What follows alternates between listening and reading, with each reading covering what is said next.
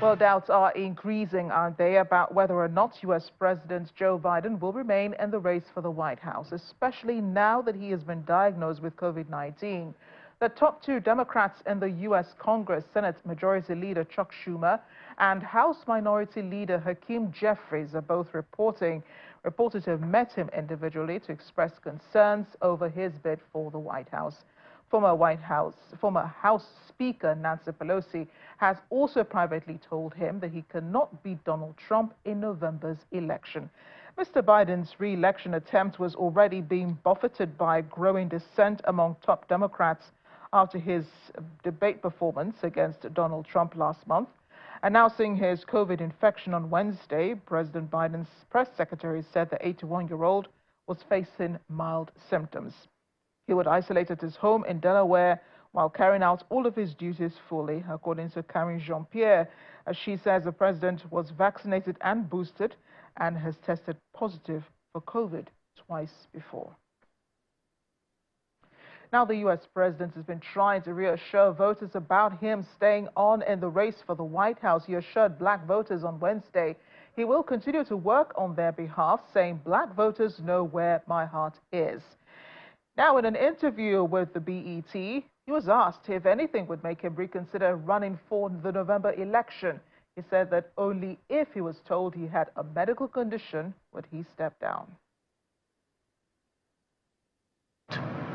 If I had some medical condition that emerged, if the doctors came to me and said, "You got this problem, that problem." But I made a serious mistake in the whole debate. And look, when I originally ran, you may remember it, I said I was going to be a transitional candidate. And I thought that I'd be able to move from this, just pass it on to someone else. But I didn't anticipate things getting so divided. And quite frankly, I think the only thing age brings is a little bit of wisdom. And I think I've demonstrated that I know how to get things done for the country, in spite of the fact that we were told we couldn't get it done. But there's more to do, and I'm reluctant to walk away from it. Let's move over now to the Republican convention in Milwaukee. Wednesday was for Donald Trump's vice presidential running mate, U.S. Senator J.D. Vance, who presented himself to the nation as the son of a neglected industrial Ohio town who will fight for the working class if elected in November.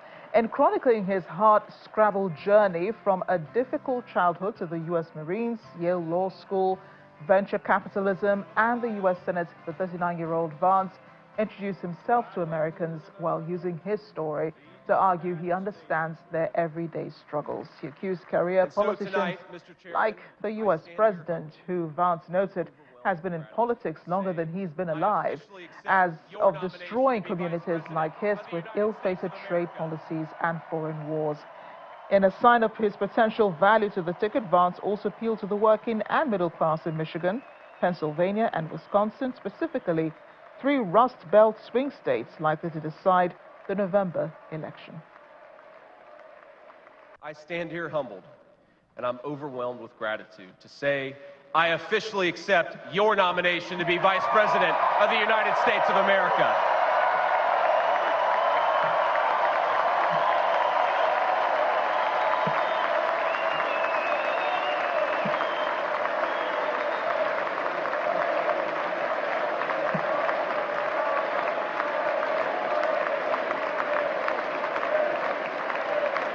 My friends, tonight is a night of hope, a celebration of what America once was, and with God's grace, what it will soon be again.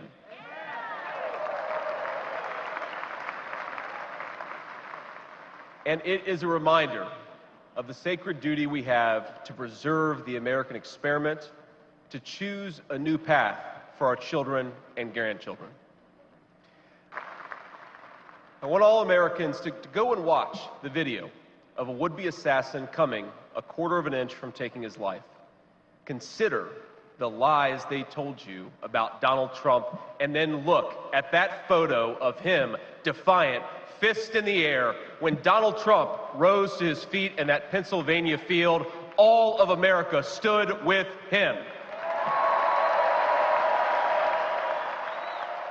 The vice presidential candidates also took a swipe at America's relations with China, saying that U.S. manufacturing jobs have been lost to China in a so-called sweetheart trade deal. He pledged to protect the wages of American workers and to stop the Chinese Communist Party from building their middle class on the backs of Americans.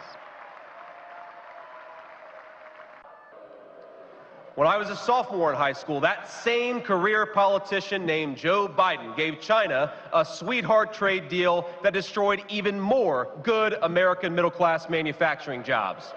When I was a senior in high school, that same Joe Biden supported the disastrous invasion of Iraq, and at each step of the way, in small towns like mine in Ohio or next door in Pennsylvania or Michigan, in states all across our country, jobs were sent overseas and our children were sent to war.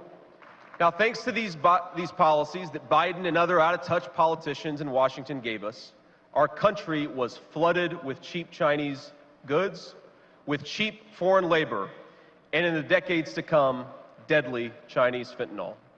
Joe Biden screwed up, and my community paid the price. We will protect the wages of American workers and stop the Chinese Communist Party from building their middle class on the backs of American citizens.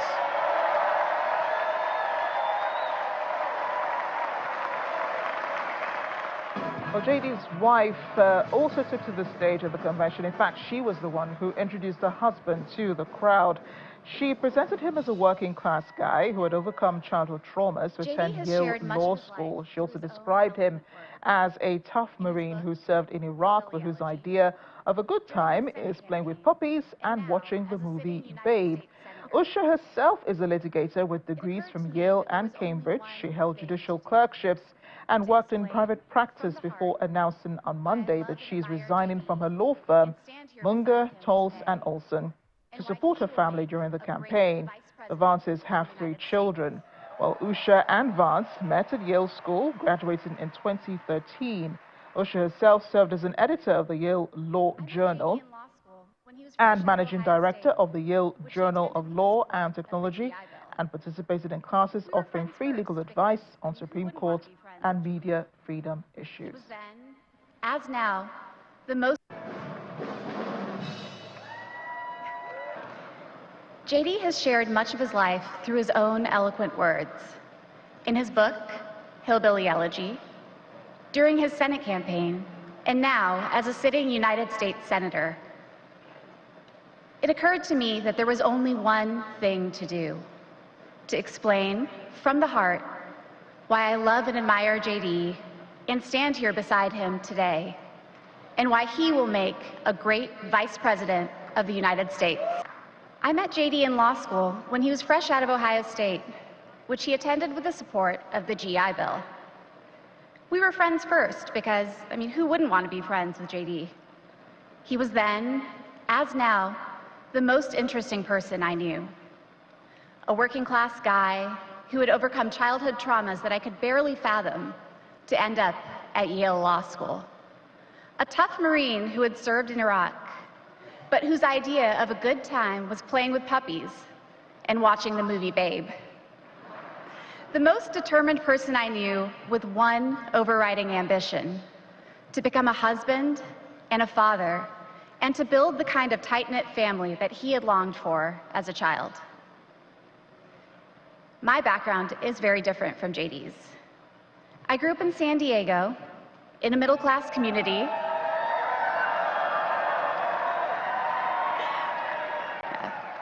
with 2 loving parents, both immigrants from India, and a wonderful sister. That JD and I could meet at all, let alone fall in love and marry, is a testament to this great country.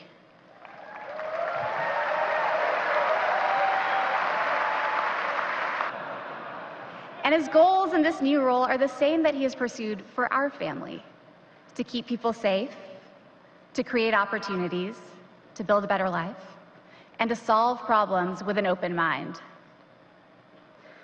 It's safe to say that neither JD nor I expected to find ourselves in this position, but it's hard to imagine a more powerful example of the American dream.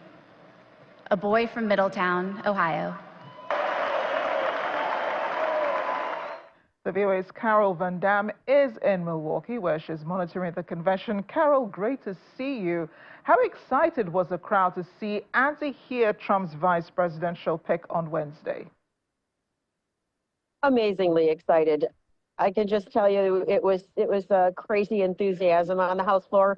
We were there watching, and many times during his speech, people just were all up on their feet. It was just overwhelmingly applause and cheers, especially when he was telling his personal story that you outlined there in the intro about his poverty-stricken area in Appalachia, which is a southwest part of Ohio, Midwestern state in the United States. And some people were you could see it in their faces with a lot of emotion. I think that a lot of people could relate to his story. A lot of the people who came up on stage and spoke for these past 3 nights have not just been, hierarchy in the Republican Party, but they've been ordinary Americans. And I think that they can really relate to this vice presidential candidate. Yeah, and he's quite new to American politics, isn't he? Even though he could be regarded somewhat of a hero because he was a former Marine, but his political pedigree does make him the right candidate. How does that make him the right candidate for President Trump? Well, first, you mentioned his youth. He's only 39 years old. This is the first national convention that he's ever even attended. So he's had this meteoric rise to, into politics. And I think that one of the reasons that Trump picked him is not just his youth, but also because he has this kind of blue collar, background with people, and that is very relatable. And also just because, he comes from one of the Midwestern states, which is very close to these battleground states, including Wisconsin, where we're at, Pennsylvania, a lot of these states, these are toss-up states, and it matters that this guy is from the Midwest too. So, he's got all of that in his favor. But maybe the most important thing is, J.D. Vance is loyal to the end to Trump. Now, it wasn't always that way, but he is now. He is loyal. That's an interesting aspect because he's been a fierce critic of Donald Trump. He once referred to him as America's Hitler. Could Republicans have forgotten the things he said in the past? And could former President Trump also forget the things he said about him in the past? Certainly did say that. And he's obviously had a huge transformation, kind of a kumbaya, years ago. It didn't happen just, in the last year. He's been one of these really conservative, staunch supporters of President Trump, to former President Trump, to the point where he even said, and he still says it, that he agrees that the 2020 election was stolen, which of course has been proven false, and that he would not have done what Mike Pence did, who was the former president's vice president at that time, who refused to, discount the electors that Trump was saying should be counted, and overturn some of the state's counts for President Biden. Wow. The other speakers on Wednesday did take a swipe at the current president, Joe Biden, who incidentally has been diagnosed with COVID, now we know, and of course his administration. I thought there was some agreement to tone down the rhetoric of the convention, given what happened on Saturday. You bet. I mean, there has been agreement that was kind of the official word from Trump on down, since Saturday and the attempted assassination in Pennsylvania. But, some people can't help themselves. And, these diehard supporters of the president wanted to, rev up the crowd and inspire them and say, we're the party that's going to win in November, and, don't listen to the lies of the Democratic Party. That's what they're saying. And that kind of creeped out a little bit in some of the other speakers. And even Vance himself made some kinds of references to that. But overall, I think that he tried to keep it, positive, keep it on a theme of, we must be more strong on immigration and keeping illegal immigrants out of this country, and we must help the Army, the Navy, the Marines like he was, give more assistance, federal assistance and support to federal authorities and, the Army and the Navy and the Marines, so he's one of theirs. And I even spoke to some delegates after the speech last night, and one of them, said that, yeah, I'm so glad that, we are nominating a vet into the White House. And I said, are you a vet? And he said, no, but a lot of my family is. And to me, every day is Veterans Day. Yes, that will sure pull some crowds for the former President Donald Trump. Well, speaking of President Biden, what's the news filtering from the Democratic camp about his future now with the polls, now that he's down with COVID-19? Well, like as you pointed out in your intro, there's a lot of, leading Democrats, including the former House Speaker, Nancy Pelosi, the Congresswoman from California, who, she's been one of his most stalwart supporters through all these years. And even now she is coming to him. That says a lot. And saying, she's kind of a little more than just a bit pessimistic about what's going to happen moving forward. And the fact that, he had such a terrible performance in the debate, and now he's sick with COVID and 81 years old. A lot of people saying, in the Democratic Party, there's still time. We can still, put the Vice President, Kamala Harris, in replace of Joe Biden, the presidential candidate for re-election. There's things that they're saying that we can do to try to, hold on and see a win in November. It's still anybody's guess, but right now, the mood here, oh my gosh. I mean, people are so optimistic. They were optimistic on day one and day two, but now it's just, some people just think it's in the bag and they have it. Yeah. One person we really haven't seen in the Republican National Convention is the former First Lady, Melania Trump. Is she in Milwaukee? They say she's going to be here tonight, and I don't know if she's here now, but they say that she's going to be there in the audience with him tonight. And I think it really shook her up from what we've heard reports.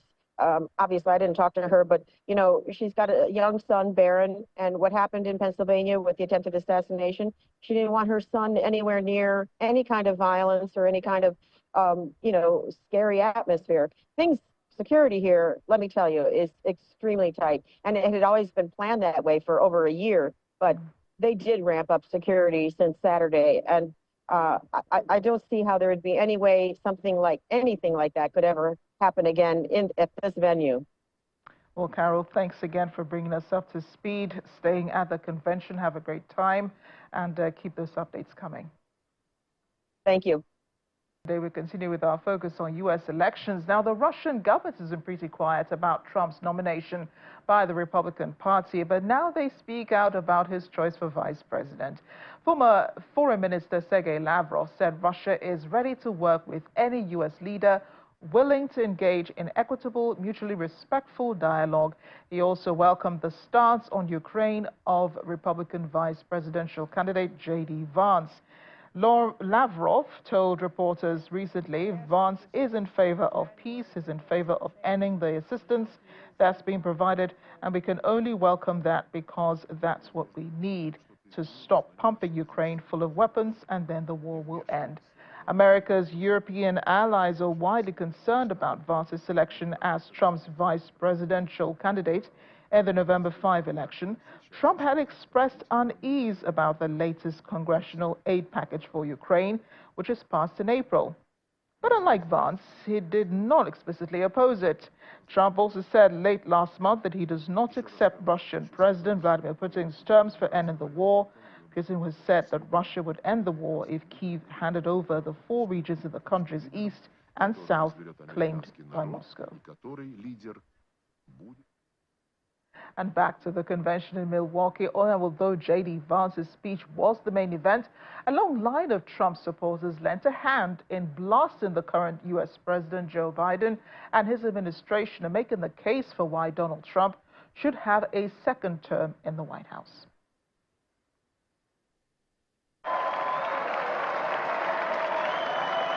Biden's war on energy hurts every American because the cost of energy is in everything we use or touch every day. Biden's red tape has raised the price of the gas in your car, the cost of food on your table, the clothes on your back, and it's even raised your rent. Biden's green agenda feels like it was written by China, Russia, and Iran. Let's look at Biden's EV mandates. Where do nearly all the batteries and rare earth minerals come from? China, you know. And the day that Biden halted permits for clean U.S. natural gas export facilities, just think about the party they must have thrown that night at the Kremlin, because Biden's policies are making Russia and Iran filthy rich. And they're using that money to fund wars and terrorism against our allies. How often do we hear, "I want Trump's policies without Trump's personality"? Well, good luck with that. We don't get those policies without that personality.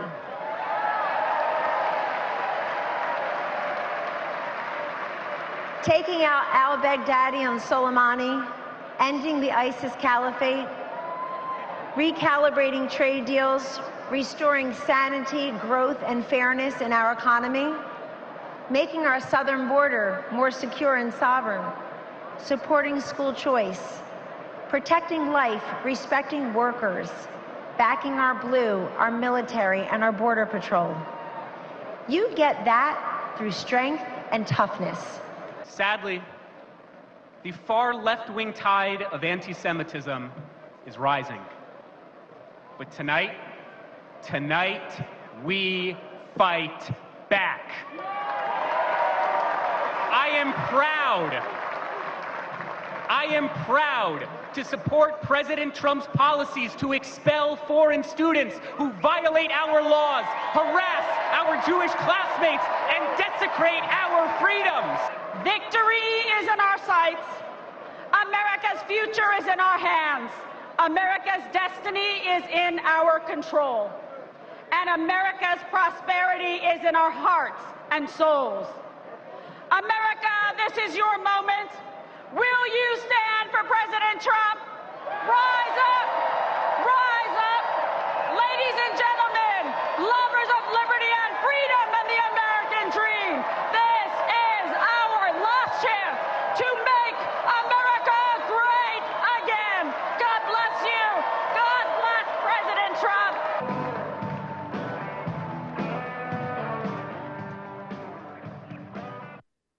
Away from the politics in the United States, all the way to Europe now, where European Commission President Ursula von der Leyen has been elected for a second term today after pledging to create a continental defense union and stay the course on Europe's green transition while cushioning its burden on industry.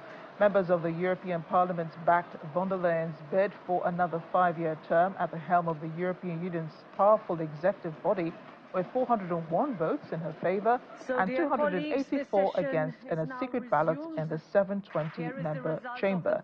In an address to the Parliament in Strasbourg earlier in the day, von der Leyen laid out a program focused on prosperity and security shaped by the challenges of Russia's war in Ukraine, global economic competition, and climate change. Following her election, she said the most important topic for the EU is defending its democracy.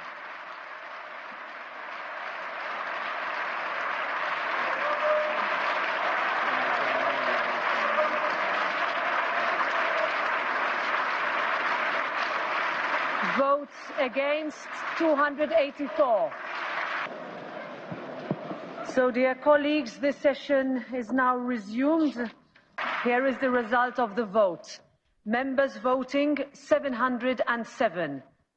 Majority of component members 360. Votes in favor 401.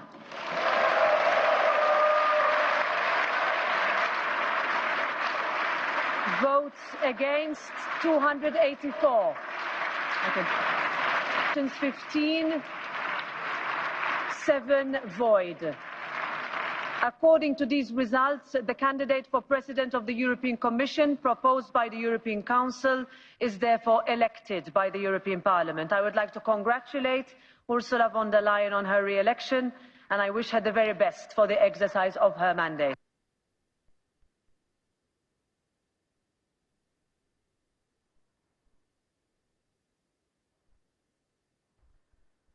Well, European leaders, including Ukrainian President Volodymyr Zelensky and French President Emmanuel Macron, posed for a family photo today during a summit hosted by Britain's Keir Starmer. But before that, von der Leyen herself has been, a beacon for European democracy. She's always called for it.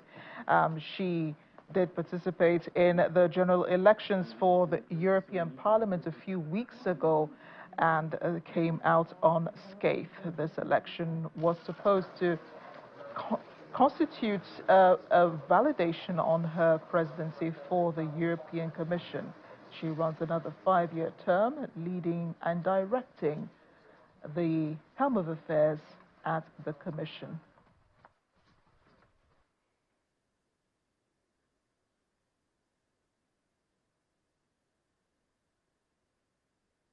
Well, as I mentioned, European leaders, including the Ukrainian President Volodymyr Zelensky and French President Emmanuel Macron, did pose for a family photo today during a summit hosted by Britain's Keir Starmer. Now, Starmer will seek to reset Britain's post-Brexit relationship with the European Union and reaffirm support for Ukraine during a gathering of the European political community that brings together dozens of leaders. Hosted at a Blenheim Palace, the leaders are expected to express renewed support for Kyiv and to discuss energy security, safeguarding democracy and migration. Ukrainian President Volodymyr Zelensky thanked Britain for inviting him. This one-day meeting of a group set up after Russia's invasion of Ukraine in 2022 provides Britain's new leader another opportunity to push for closer defense cooperation, especially before the possible election of Donald Trump, who suggests that Europe must do more to protect its own security.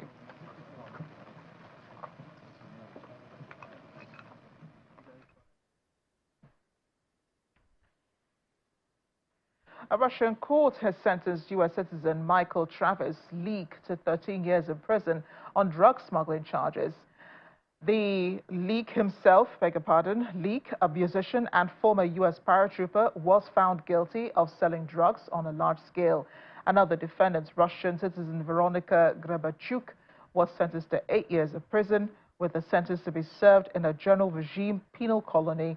It was not clear how he pleaded, and the media presence was not able to contact his lawyer. Leak is one of about a dozen Americans currently held in Russian detention. Washington urges its citizens to leave Russia immediately, citing the threat of arrest and harassment amid the highest tensions between the two countries since the Cold War.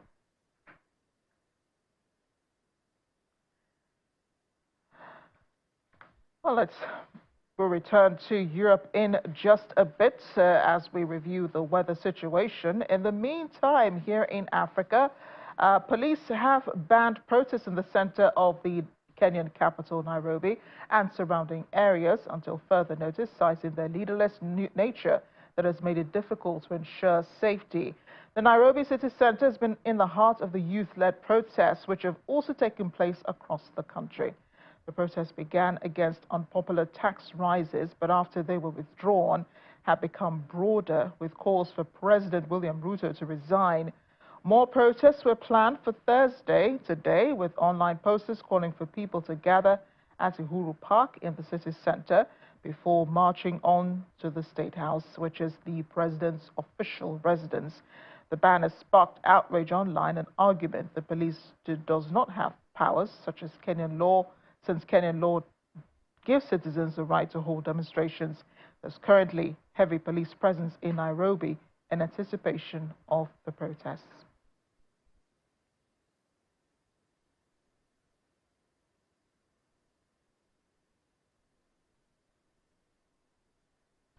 Following the removal of the United Arab Emirates visa ban on Nigeria, Chairman CEO of Nigerians in Diaspora Commission, Honorable Abike Dabiri Erewa, has visited the UAE ambassador to Nigeria, Ambassador Salem Said Al-Shamsi, to further strengthen areas of partnership and collaboration mutually beneficial to both countries.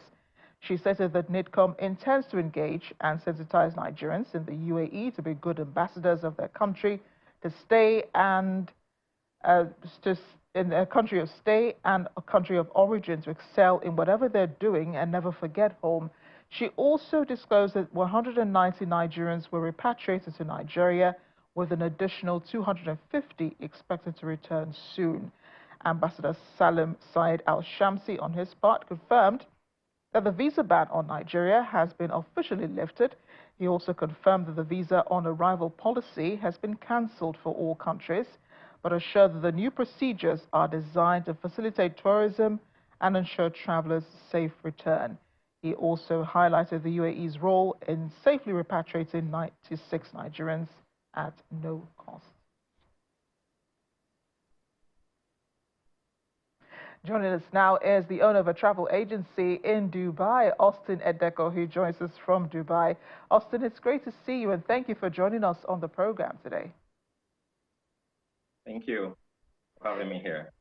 Yes, and the NIDCOM chairman has been thanking the UAE ambassador for his country lifting the ban on visas for Nigerians. Help us understand, what is obtainable under this new agreement that Nigeria has with the UAE regarding the removal of the visa restrictions for Nigerians who intend to travel to the United Arab Emirates. Okay, thank you very much. Regarding the new deal, I would say there really was no new deal from the side of the United Arab Emirates. The reason being that technically they have been issuing visas to Nigerians, some categories of Nigerians who wanted to visit, UAE all the while. But it is just that the conditions, to get these visas were a bit stringent. So there's practically nothing new. This has been in place, for the visa issuance. And this is just the time that the Nigerian government is making an official statement on the lifting of the ban. There is a certain website that claims to help to verify documents of intending travelers from Nigeria. Is this a legit website? You've seen it, right? Yes, I've seen it. That website, it's legit. What Nigerians should know is that happened to be a kind of like a private partnership with government. How did that website come about? Nigerian businessmen and professionals were actually concerned about the behavior of and activities of certain individuals here in UAE, which over the years have culminated in the visa ban. So in different forums, it was suggested that how do we verify genuine Nigerians who are coming into the UAE for holiday, for events, for meetings, and all of that, such that genuine travelers will be separated from those who are coming in to UAE to carry out certain criminal activities. So that was where the partnership came up with the government to say, okay, we have a body who will be responsible to verify genuine travelers in terms of bank statements, in terms of their verifying their name, in terms of verifying and confirming that, yes, these individuals are willing and ready to come to UAE for tourism. So that's why you have confirmed tickets, confirmed hotel reservation. So this is what this agency is supposedly to carry out, such that the people who are visiting UAE, the UAE government were able to prove to them that, yes, they are genuine travelers. So that was what gave rise to the setting up of that private partnership with that organization. Yes, but from what I'm understanding, there is no particular one website or agency that Nigerians can get the UAE visas from. You could pretty much get it from any travel agent. So How does this business, I mean, this websites that the federal government is, pitching out there for Nigerians, how does it differ from what your agency does? Okay, now this website happens to just be a stopgap verification website. Afterwards, these, after getting the verification number, the travel agents will be able to now process visas for intending travelers. So the buck still rests upon the travel agents to process these visas for intending travelers. But it is just that these other organizations, the DVN website, were able to verify to say, yes, we verified all their details to ensure that, yes, these are genuine travelers who are coming into the UAE and they will not abscond, because that has been the major issues. Also, the UAE wants to ensure that genuine Nigerian travelers are the ones that are visiting UAE for tourism, for business, because the UAE has actually spent a lot of money creating the UAE brand. So this is what it is meant to achieve. But there is also a variation in the cost of the price for visa, the cost for visa for, that particular website, and then your own agency, because they're charging 640,000 naira, I believe, which is non-refundable. But that's different from, what agencies like yours do, right? Yes, pretty much, yes. I think that is where the government needs to actually come in and carry out a diplomatic engagement, with the UAE authorities. Because if your travelers are going to be paying a one-off, each time they are coming into UAE, 640,000 naira, excluding the visa fee and also service charges, you discover that you're looking at almost about between 8 to 900,000, which excludes your hotel, which excludes your other expenses. So which makes coming into UAE, more like looking like a visit, that is meant for the elite. So we are actually going to ask the government to do more, engage the UAE authorities and also the private organizations that they've signed an agreement with for this verification to bring down the cost such that it will be a win-win situation for everybody. Just for the sake, for them to stay competitive. Oh, thank you for that. Just for the sake of our viewers, Austin, could you just, run through the requirements for a UAE visa for intending travelers, probably those who are hearing for the first time, who are also intending to travel under this new agreement, just what they would require and what we're looking at. You mentioned something about a DVN. Maybe just explain to our viewers what that means. Okay, so the DVN is a document verification number that you are supposed to obtain. And to get this, you need to have minimum of about, according to the information on the website, and it's also available on Emirate website in partnership with VFS. You need to have a minimum of about 10,000 US dollars for upward of about 6 months. You need to have a confirmed return flight ticket.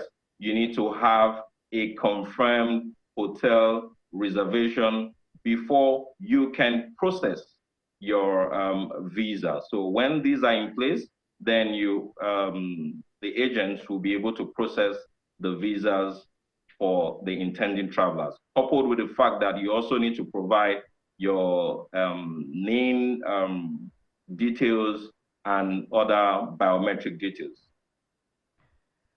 So Emirates is expected to resume its services in Nigeria by October 1st. I'm sure that you and other travel agencies are looking forward to this.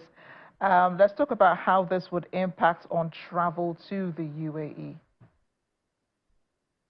Okay, well, for Nigerian passport holders who want to travel to UAE, with these rules in place, we don't expect to see much traffic, because again, you're looking at 10,000 US dollar minimum deposit. The question is, what will be the cost of your travel? Basically, you're looking at about 2.5 or 3 million naira, cost of travel. So providing details for about 15 million naira will not be too realistic, because again, UAE has been a place where most Nigerians visit. In fact, pre-COVID, Nigerians happen to be the highest number of African travelers, coming into the UAE. So, but we don't intend to see that numbers coming in up until there is a review in terms of the requirements like the bank statements and a few other costs that should be considered in terms of the DVN and other related costs. I'm sure that's really good news for many people. These conditions, however, are quite stringent. And as you said, it almost seems like this is just to make it easier for the elite in society to make it to Dubai. Austin, thank you so much for joining us on the program. Thank you for your time explaining to us the intricacies, of this new deal under which the visa restriction has been lifted for Nigerians. Thank you for having me. Spain's first official heat wave of the summer has kicked off, leading the government to announce a heat risk awareness campaign for people working mostly outside. After the Iberian Peninsula saw cooler than usual weather so far this summer, the National Weather Agency, EMET, predicted temperatures exceeding 38 degrees Celsius in most of the country today, reaching as much as 42 to 44 degrees Celsius in the southern valleys of Guadalquivir. The peak of this episode will be on Friday, where most areas will warm up to 40 degrees Celsius. The heat wave is expected to last until Saturday, although heat could persist until the middle of next week and will be accompanied by haze coming from Africa, which often exacerbates health problems during heat episodes. Well, some people have been finding innovative ways to brace the heat, and especially those with special conditions. This is 11-year-old Paul Dominguez. He has xeroderma pigmentosum, a rare disease that affects his skin and eyes. He has to enjoy his summer holidays in Spain by staying indoors to avoid ultraviolet radiation that could be deadly for him. Unlike many children his age, he does not spend his days at the beach or at the pool. Patients with such rare condition are unable to repair their DNA from solar damage, which puts them at high risk of developing cancer.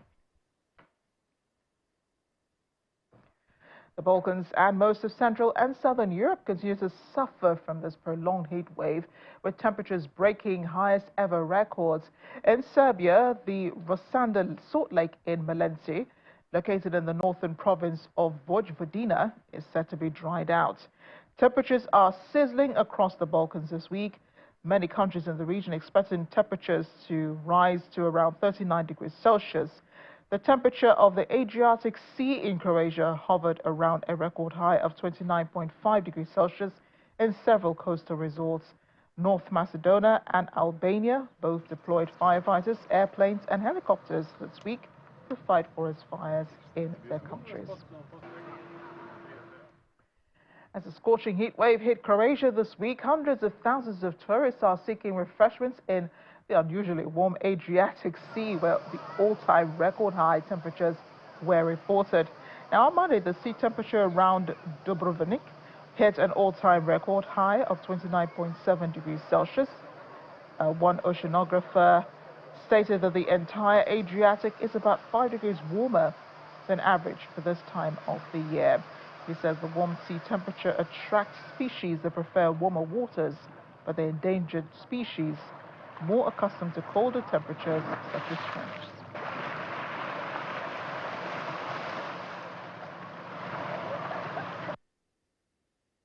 Record-breaking temperature of the surface of the ocean is measured in the Adriatic before 2 days in Dubrovnik. It was almost 30 degrees, and this is the the measurements, which is among the few decades of measurements in Dubrovnik, which is telling the story about where the sea is going and the warming of the sea. And it's not just Dubrovnik, it's the whole Adriatic. Basically the whole Adriatic is about 5 degrees warmer than the average in this part of the year, and it is according to the Marine Service of the EU. Basically, European Marine Services has some kind of statistics, and basically the whole Adriatic, not just Dubrovnik or Split or any other station, is almost from 28, 29 degrees high temperature. Well, the temperature is increasing in the atmosphere and in the ocean because of the climate changes. You know, the climate changes and is going now it's 1.5 degrees above the average on the global level. And here we have, on top of this, we have a heat wave in the Croatia and all this part of the Europe. And heat wave, I mean, it's going the air temperature up to 40 degrees, and that's the reason why it's going to the sea up to 30 degrees. So basically, it will worsen at the end for the future climate. The opposite is happening in Asia, which is cold and wet with heavy monsoon showers that dumped more than 300 millimeters of rain in South Korea today. Warnings have been going out across a large swathe of the country, including the capital. Meanwhile, residents in Seoul expressed worry about climate change causing the recent unpredictable and extreme weather.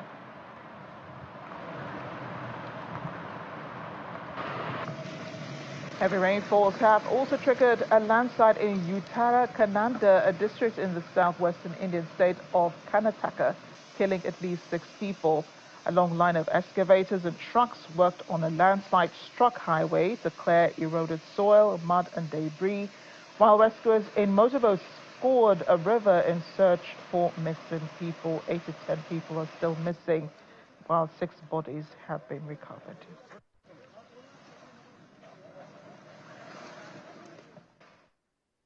The United Nations General Assembly is commemorating Nelson Mandela International Day today. The world is honoring the legacy of the former president of South Africa with a theme, "It is still in our hands to combat poverty and inequity." Speaking in New York at the United Nations General Assembly, President Dennis Francis said true freedom will never be achieved as long as poverty lingers indefinitely. Overcoming poverty is not a task of charity. It is an act of justice. Like slavery and apartheid, poverty is not natural. It is man-made, and it can be overcome and eradicated by the actions of human beings. Excellencies, ladies and gentlemen, today as we reflect on Madiba's teachings, we must recognize that true freedom will never be achieved so long as poverty indefinitely lingers. Through our blueprint, the 2030 Agenda for Sustainable Development, we have the opportunity to achieve freedom from fear and want, including eradicating poverty. But with only 6 years left until 2030, we are bound to woefully miss our many goals and targets. Indeed, we cannot continue to turn a blind eye to the millions still trapped in the prisons of poverty, racism, and systemic violence. It is incumbent upon each and every one of us to act urgently with courage and vision, ensuring that every person's basic human rights are respected. As we end the program, the latest fashion statement at the Republican National Convention in Milwaukee is the donning of a fake ear bandage, a symbolic gesture of support for nominee Donald Trump by Arizona delegates. Mr. Trump has been appearing at the convention wearing a large bandage on his right ear when he was shot on Saturday at a rally in Pennsylvania. Delegates say that they're standing in solidarity with Trump for his wound. The 4-day convention will culminate with Trump's primetime address later today when he formally accepts the party's nomination to face Democrat Joe Biden in a rematch of their 2020 race. Was an extraordinary success. Just wow. Thanks for watching. I'm Amarachi Ubani.